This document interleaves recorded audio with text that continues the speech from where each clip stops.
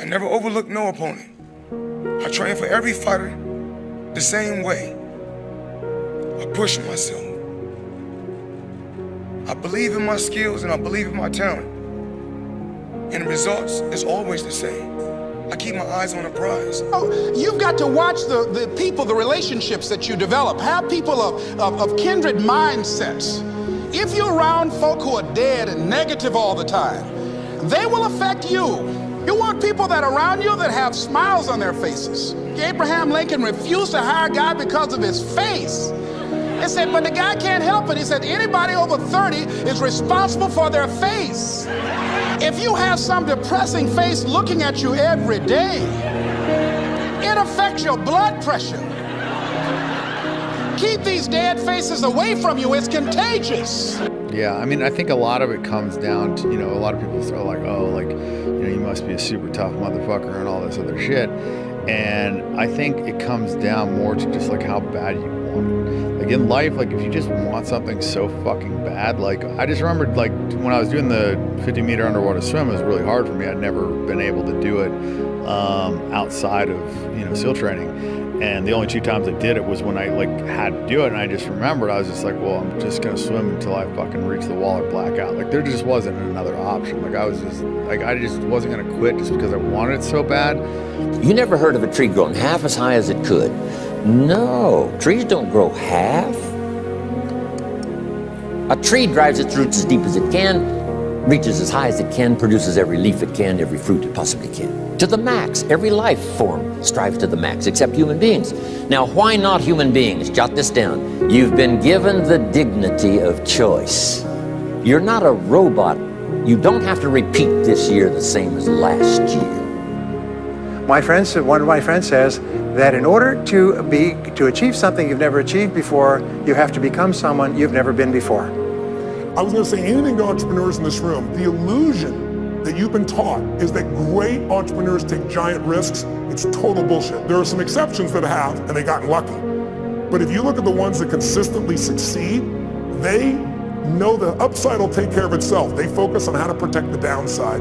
Most people that are able to make a sustained contribution over time rather than just a peak are very internally driven. You have to be, because in the ebb and tide of people's opinions and of fads, there are going to be times when you are criticized, and criticism is very difficult. And so when you're criticized, you learn to pull back a little and listen to your own drummer. And to some extent, that isolates you from the praise if you eventually get it too. The praise becomes a little less important to you, and the criticism becomes a little less important to you in the same measure. And you become more internally driven. I said, who's your hero? I said, I thought about it. You know who it is? I said, it's me in 10 years. So I turned 25, 10 years later. That same person comes to me and goes, so are you a hero? And I was like, not even close. No. She said, why? I said, because my hero is me at 35. So you see, every day, every week, every month, and every year of my life, my hero's always 10 years away. I'm never gonna be my hero. I'm not gonna attain that. I know I'm not, and that's just fine with me, because that keeps me with somebody to keep on chasing. Is to compete, find different competitions in certain things in life and try to overcome that, be it positive or negative. But I have yet to meet someone who is as competitive as me, and I just feel that much confident about my competitive drive.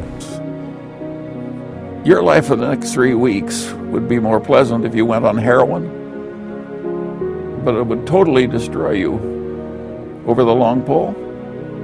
And that's what an economy does when it allows itself to be seduced by the potential for an idiot boom. Take charge of your health. You're the one that's responsible for it. It's not a requirement of society that you not have a heart attack and take care of your family. That's not a requirement of society, but you must make it a requirement of yourself. People who become outstanding at their work are those who see their work as an opportunity for growth and development, and who prepare themselves for the opportunities which surround them every day.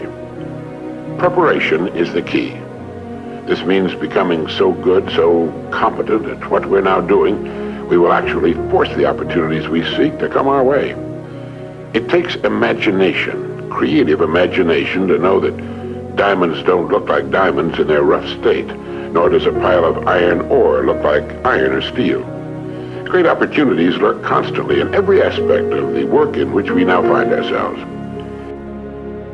Some of you love sleep more than you love success. And I'm here to tell you today, if you're going to be successful, you've got to be willing to give up sleep. You got to be willing to work off for 3 hours of sleep, 2 hours. If you really want to be successful, some days you're going to have to stay up 3 days in a row. Because if you go to sleep, you might miss the opportunity to be successful. That's how bad you got to want it. You got to go days without, listen to me, you got to want to be successful so bad that you forget to eat.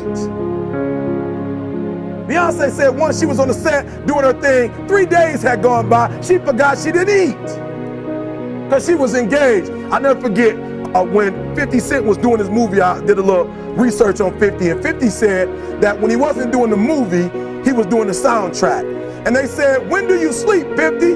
Sleep, he said, sleep is for those people who are broke.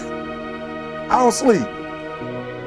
He said, I got an opportunity to make a dream become a reality. If you are not making someone else's life better, then you're wasting your time.